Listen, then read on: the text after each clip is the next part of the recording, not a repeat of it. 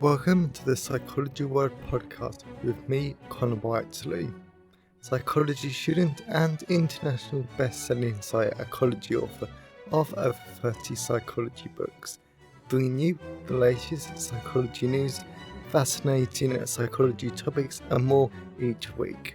If you want to learn more, then please check out connorwhiteley.net/books. And don't forget to like and subscribe to the YouTube video or follow on your favourite podcast app. And here's the show. Hi everyone, and welcome to episode 315 of the Psychology World podcast with me, Connor Whiteley.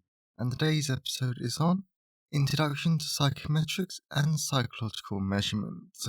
And it is the Sunday, 23rd of March 2025 as I record this. So today's podcast episode is a chapter taken from my brand new book, 401 Statistics Questions for Psychology Students. And the reason why I wanted to focus on psychometrics and psychological measures in today's podcast episode is because this is actually a lot of fun and it's actually a really interesting topic. Now, believe me, I know it doesn't sound interesting first of all, because it's statistics, but psychometric testing and also understanding what makes a good psychological measure in the real world is flat out critical, because psychology is a science, meaning that we need to be able to measure stuff accurately and reliably. So having an introductory understanding to psychometrics and also psychological measures and the different factors that impact them is actually going to give you a really good understanding of the statistical skills and also the research methodology that you're going to need in the future. Now, whether you're a aspiring psychologist working as an assistant psychologist in a mental health service, or whether you're fully qualified, or whether you're a master's, PhD, or undergrad student, this is also really important knowledge that is going to help you in a lot of different ways.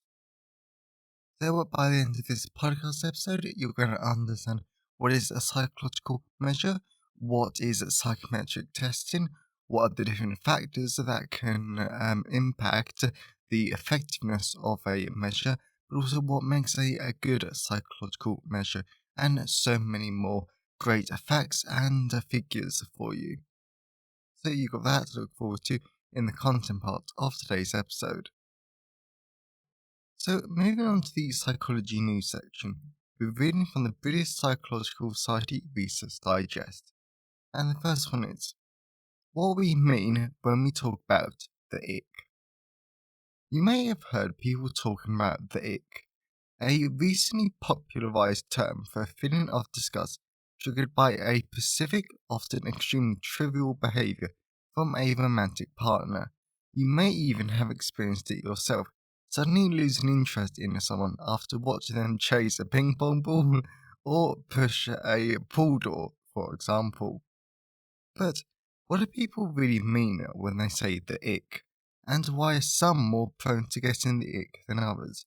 Brian Colson and team, writing in Personality and Individual Differences, explores this question. They uncover differences in how men and women experience the ick, as well as personality traits that shape rejection in dating, and argue that this kind of disgust might lead us to hold our partners to unrealistically vigorous standards. And I will read one paragraph from the study, from the write-up. Certain personality traits also made people more prone to the ick. Those with higher tendencies for disgust were more likely to experience it, though this didn't impact how often they felt it. Grandiose narcissism was linked to stronger ick reactions, as was holding partners to exceptionally high standards. Gender played a role here too. Amongst women, perfectionism and narcissism were most strongly correlated with appearance-based and public embarrassment-related icks.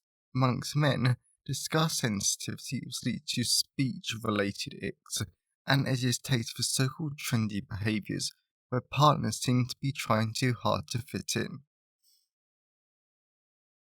Okay, so I definitely think that this has quite a few applications for all of us. So, for starters, I think that this is a very good reminder that when we encounter something in our common culture, for example, the ick, we're all familiar with it, but we often just accept it at a face value. We don't question why do we experience the ick.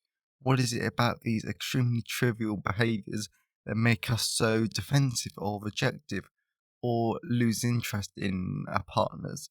So I think that's something that we've actually got to be aware of. For example, whenever we encounter something that, to be honest, is really trivial, but it's so ingrained in our culture that we naturally react with disgust to something, I think it's quite interesting to question why.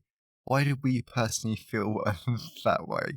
And often, because we are so bad at our own self knowledge and our own self awareness, it's interesting to think about.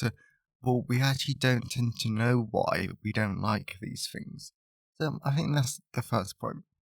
Secondly, I think perfectionism, that's always a dangerous factor, and the narcissism, it's definitely important that we don't hold partners to exceptionally high standards, because that's not healthy for us, it's not healthy for our relationship, and that just harms our partner, which none of us want that, because we all care about our partner.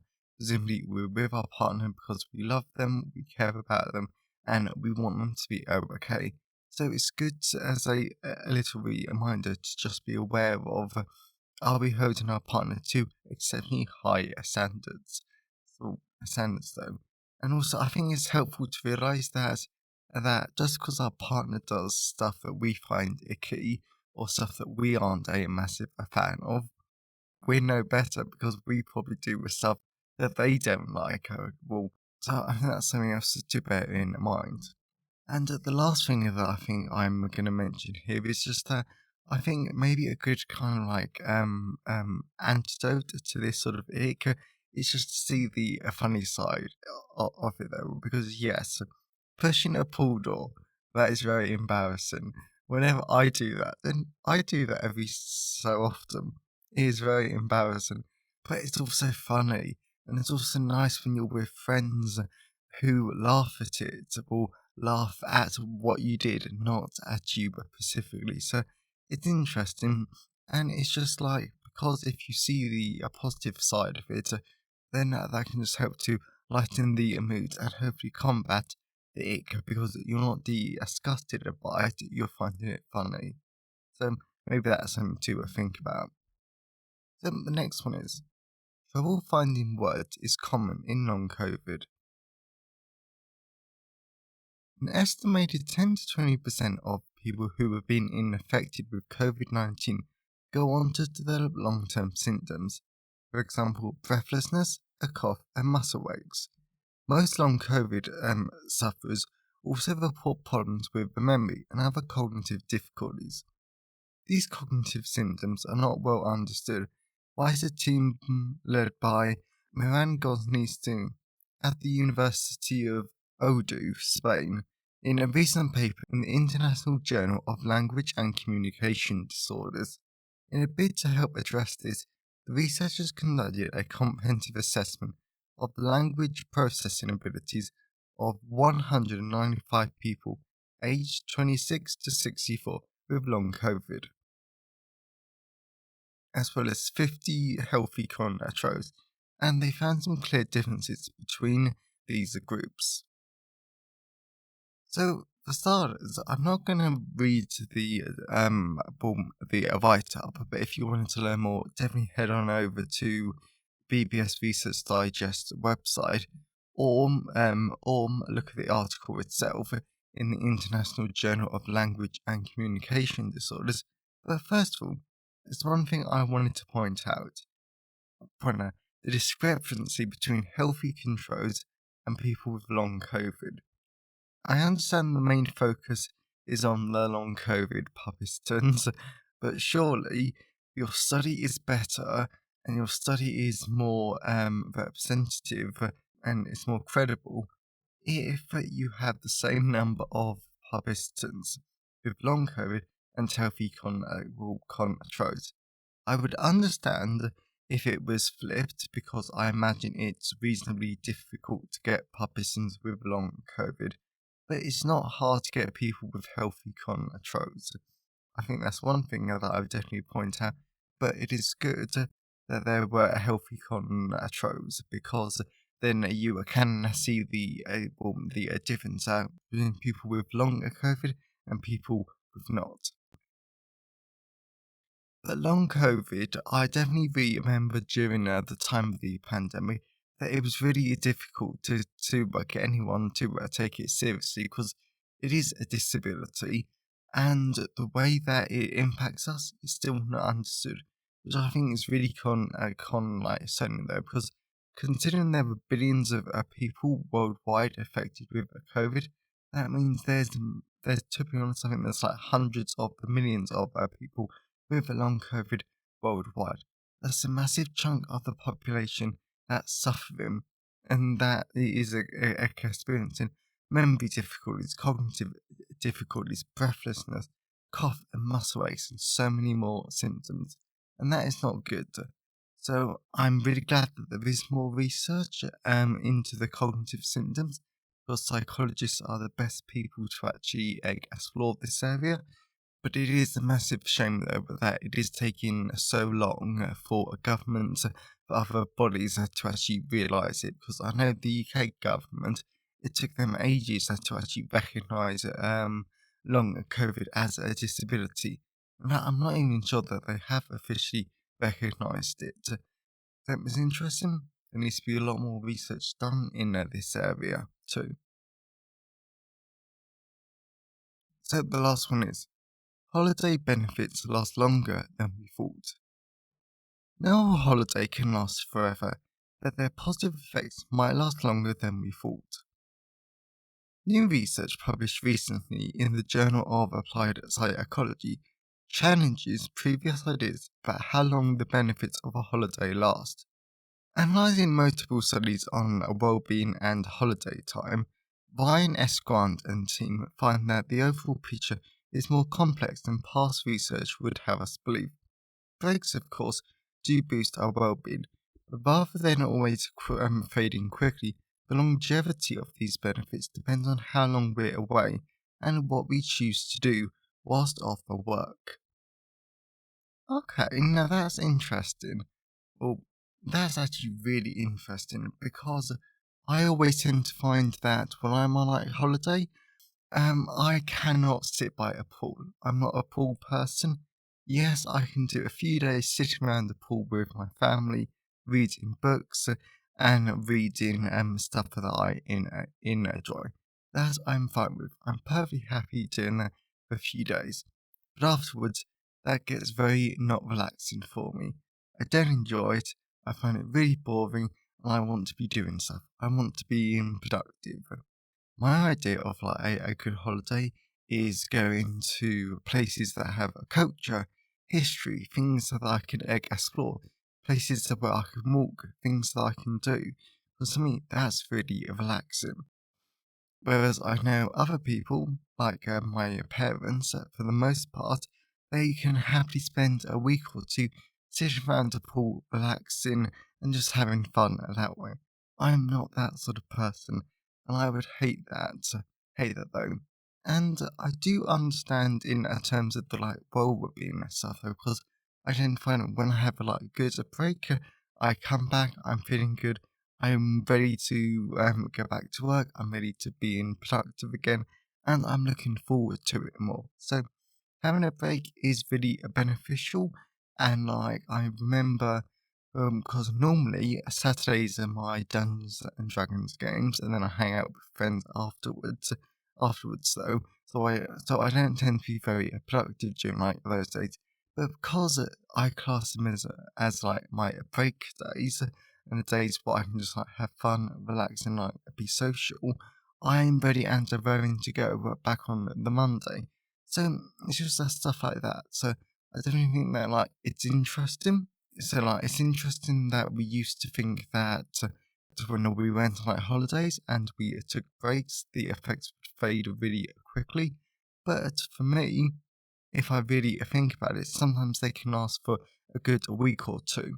So it's good to be aware of. So I really hope that you enjoy the psychology news section. So let's move on to the personal update.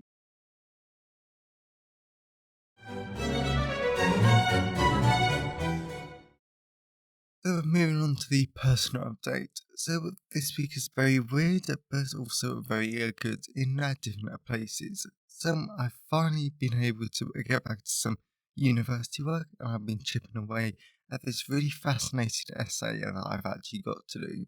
So the thing about this essay is that we're given the results of a psychological assessment, someone with depression, and what we need to do is we need to talk about what cognitive interventions, or to be honest, CBT are the interventions that I'm deciding to do my intervention on. Basically, what psychological treatments are we going to give this person? So it's interesting because you really got to look at the results of the psychological assessment. You've got to create a formulation. So because I did Beck's formulation of the oppression. So what I did was I focused on his early egg experiences, his core beliefs, his thoughts, behaviours, the inciting incident, which in this thing yet it was that his wife cheated on him. So that was quite interesting. And then I had to come up with treatment goals, psychological measures, which again ties very nicely into this podcast episode, and a whole bunch of different things. So I'm probably I'm almost halfway through with that essay, and I'm enjoying it a lot though, because it's a lot of fun. And then I also need to start working on my academic paper again for one of my mental health studies. So it's a lot of fun, and the university stuff is definitely more thought provoking than I thought it was gonna be. Granted, I've actually got to dedicate more time to them, because it's a sort of work where you can't just chip away at it in 15-20 minute segments. You've actually got to sit down and you've really got to focus on it, because most of this I've never done before, so you need to think about it quite a lot. But the course is a lot of fun. Also, I did apply for an assistant educational psychologist job, so hopefully I will get that, but who knows. But I'm glad that I am taking steps to not so much secure my future, because I think that's very overdramatic, but I'm taking the steps towards the end of my masters. Because yesterday I was working an applicant day, and the thing about it was that the head of the marketing division that psychology falls under, she was actually quite disappointed, and she was actually quite sad that she only had me for 3 more events, because then I would be gone, my masters would be over, so I would no longer be a student. Because yesterday I was also heading a Q&A session, a session between parents and supporters and us as student ambassadors studying psychology at my university. So, and it was just a lot of fun though. I like chairing talks, I like chairing events, I like talking to parents and potential students, and I love talking to other ambassadors. So it was a lot of fun, and I am starting to realise that I've also only got 2 more weeks of teaching left, and then I'm done. I'm never going to sit in a lecture theatre again unless I get onto the doctorate of a clinical psychology or educational psychology at this point. So I'm curious, and it does make me feel a little bit sad, but I'm also excited for the future. And then this week I've also had to deal with some trauma stuff, because turns out you can't get into a relationship and you can't start doing physical stuff without sexual trauma rearing its head and basically making your life a living hell. And I'm mentioning that because I want people to realise that psychological trauma doesn't just go away. even when you've dealt with most of it, it does pop up from from time to time. And as aspiring and qualified psychologists, this is something we need to be aware of because the impact of a trauma is long lasting and it will rear its head in very unexpected ways in the future. Just something to bear in mind. And as always, I always love to hear your thoughts and feelings on today's episode. So you can always email me, connorwiley@connorwiley.net. You can always leave comments at the show notes at connorwiley.net/podcast. And you can always tweet me on Twitter at sci-fi Wiley. I always love to hear from all of you because it really helps make the podcast feel more like a conversation.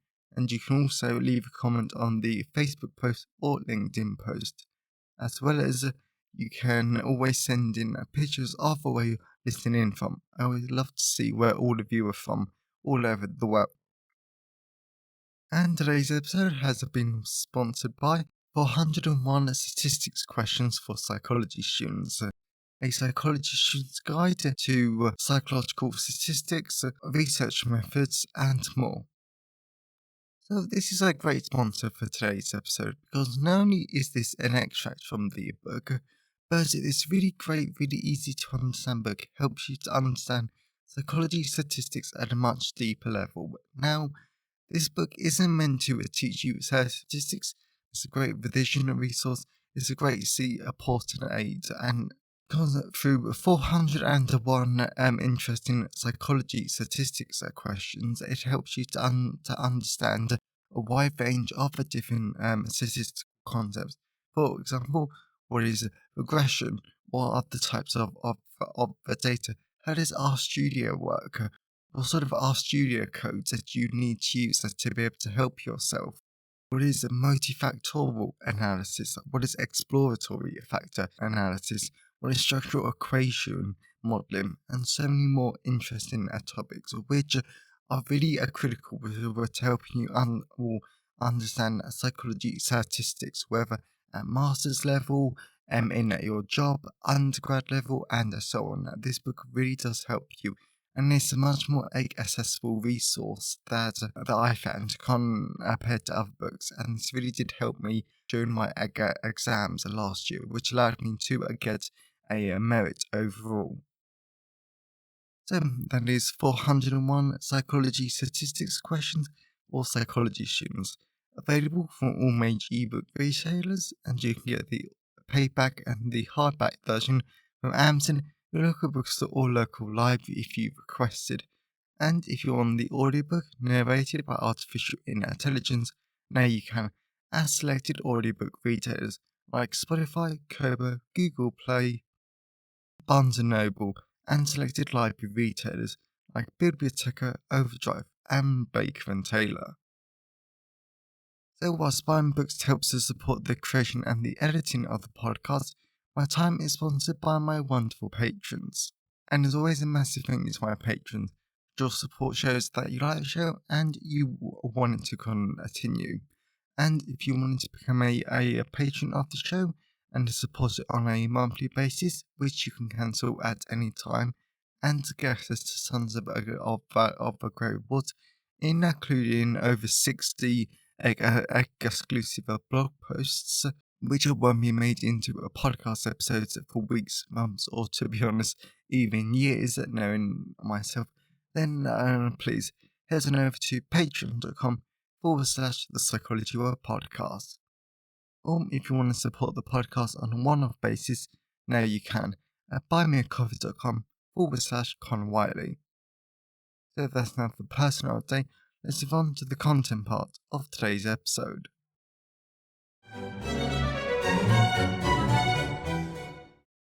So we're moving on to the content part of today's episode. So we're going to be talking about introduction to psychometrics and psychological measures. So this is a lot of fun. It's a lot easier than you think it's going to be, and this is not as scary. So this is an extract from 401 Statistic Questions for Psychology Students. So let's dive into it. I think this is a great chapter to kick off the deepest dive sections of the book, because psychometrics and psychological measures are essentially the lifeblood of psychology as a science, due to if we didn't use psychometrics and if we didn't have valid, reliable measures, then psychology wouldn't be a science, and that would be awful. Then again, there is an issue that no one normally thinks about, because I never think about psychometrics and measurements, and that's slightly concerning because in clinical psychology, we want to measure and track someone's mental health with accuracy and reliability. I'm hardly alone.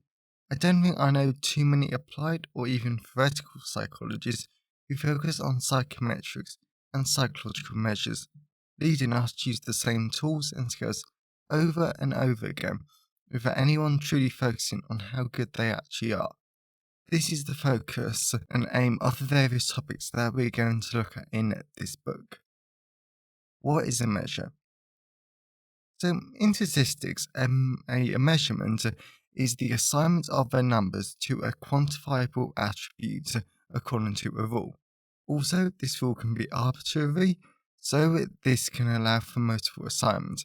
For example, temperature can be measured in Fahrenheit or Celsius, which are two different scales / assignments, as well as these two scales can be turned into each other because they have a linear transformation.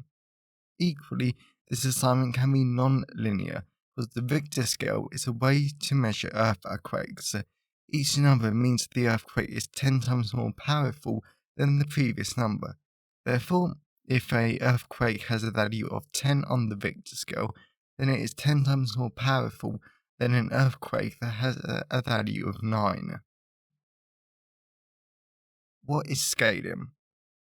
In statistics, scaling is the process of setting up the rule of correspondence between observations and numbers assigned, as well as McDonald 1999 added that data and observations are different because data are scaled observations. Then, noisy measurements, according to Hens-Keldermans, noisy measurements are outcomes that are considered indicators of a given attribute, but these indicators cannot be directly observed. With some examples of these noisy observations can include non-response, recall, subjectivity, response style, self-deception, as well as motivated misresponse. What are psychometrics? In psychology statistics, psychometrics focus on the development of formal methods and theories that help us to explain the fidelity and appropriateness of different psychological measures, with Dr. Hens-Kelderman writing, open quote, "Measurement and quantification is ubiquitous in modern society. In early modernity, the scientific revolution provided a firm scientific base for physical measures like temperature, pressure, and so on. In the late 19th and early 20th century, a similar revolution took place in psychology with the measurements of intelligence and personality. A crucial role was played by psychometrics, which initially defined as the art of imposing measurement and numbers upon observations of the mind." Close quote. Since 1936, the Psychometric Society has been at the forefront of the development of formal theories and methods to study the appropriateness and fidelity of psychological measures, because measurement in psychology is often done with tests and questionnaires. It is rather imprecise and subject to error. Consequently, statistics plays a major role in psychometrics. For example, members of the society have devoted much attention to the development of statistical methods, the appraisal of noisy measurements. Those outcomes are considered indicators of attributes of interest that cannot be directly observed. Today, psychometrics cover virtually all statistical methods that are useful for behavioural and social sciences, including the handling of missing data, the combination of prior information with measured data, measurement of obtained from a special experiment, visualization of statistical outcomes, measurements that guarantee personal privacy, and so on. Psychometric models and methods now have a wide range of applications in various disciplines such as education, industrial and organizational psychology, behavioral genetics, neuropsychology, clinical psychology, and even chemistry. What are some ways to collect observations in psychology? So, to gather observations, you can collect reaction times, self-reports, peer ratings, time to relapse, time in submission, facial level of skin conductance, and many, many more. What is the theory of data? So, according to Coombs, 1960, his theory of data classifies the essential focus of every psychological measure we use in the discipline is to associate each construct of interest, stimulus, or individual to a point in psychological space. Also, he mentions in his 1960 paper, open quote, that basically all a person can do is to compare stimuli with each other or against some absolute standard of personal preference points. Close quote. So now I want to talk about optimal scaling. So optimal scaling is a type of scaling that derives its values for response options that are statistically optimal. For example, optimal scaling seeks to maximize the internal consistency of a scale, also known as the correlations between the stimuli measuring the same thing there. And also, sometimes this is called correspondence analysis. How many categories are optimal for Likert scaling? Whilst it's technically true that the more categories you have, the more data points you have, in reality, 5 categories are optimal in Likert scaling, since research shows participants cannot meaningfully differentiate between the different categories between more than 7. How are test scores assigned? A test score in statistics is assigned using one of the scaling methods, as well as test score is the weighted sum of the item scores, or it is the sum of the item scores. The weight of each item score is determined before scoring, as well as optimal scaling and judgmental scaling assign their weights to basic responses. What is a criterion referenced measure? This is a measure that is referenced by a predefined standard of a behaviour, which is the criterion. Hence, the criterion is the area of a subject that the test is designed to measure. For example, a criterion for a diagnosis of social anxiety disorder might be a client must endorse 80% of the items of a questionnaire. This is criterion referenced measurement because you don't need to compare the client to anything else. So you only have to reference their score to the criterion. Then a norm of reference measure is when a measurement is based on the distribution of scores obtained from the population that the researchers are interested in. This is basically the norm that everyone is compared against. What is Thurston's law of comparative judgment? His law of comparative judgment from 1927 proposes that each stimulus must elicit a psychological value from a participant, as well as the respondent should choose to see the stimulus with the highest psychological value at the moment of comparison, with these values being distributed normally in the population. What is an example of measurement by fiat? Likert scaling is an example of measurement by fiat, because researchers have arbitrarily decided how to assign numbers to a response, so this assignment lacks any empirical justification. Then some examples of the measurement by modelling is that because this measurement by modelling in those scores that are based on models for a stimulus respondent behaviour, Gutman and Thurston scaling are good examples. And then the last few questions are on the types of the data. Plus, I should also note here that Funston scaling comes from 1927, when Funston proposed a way to estimate population means of a stimulus from their ranking order in a sample drawn from the population of interest. Therefore, all means can be estimated in the relationship to the mean of some reference stimulus if we follow some basic rules of a comparative judgment, which he called Thurston's law of a comparative judgment. So, what are some data types in psychology statistics? So, type 1 data or type 1 observations are preferential choices where the participant is asked which of the two stimulus they prefer. Type 2 data is single stimulus, where participants are asked where they stand in relation to the stimulus. Type 3 is a stimulus comparison, where participants are asked which of the two stimulus have more of some attributes.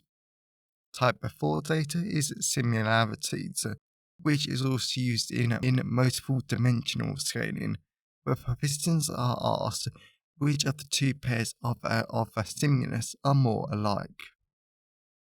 And Funston scaling works for both type 1 data, which is preferential choices, and a stimulus comparison, so type 3 data. So I really hope that you enjoyed today's episode and you got something out of it.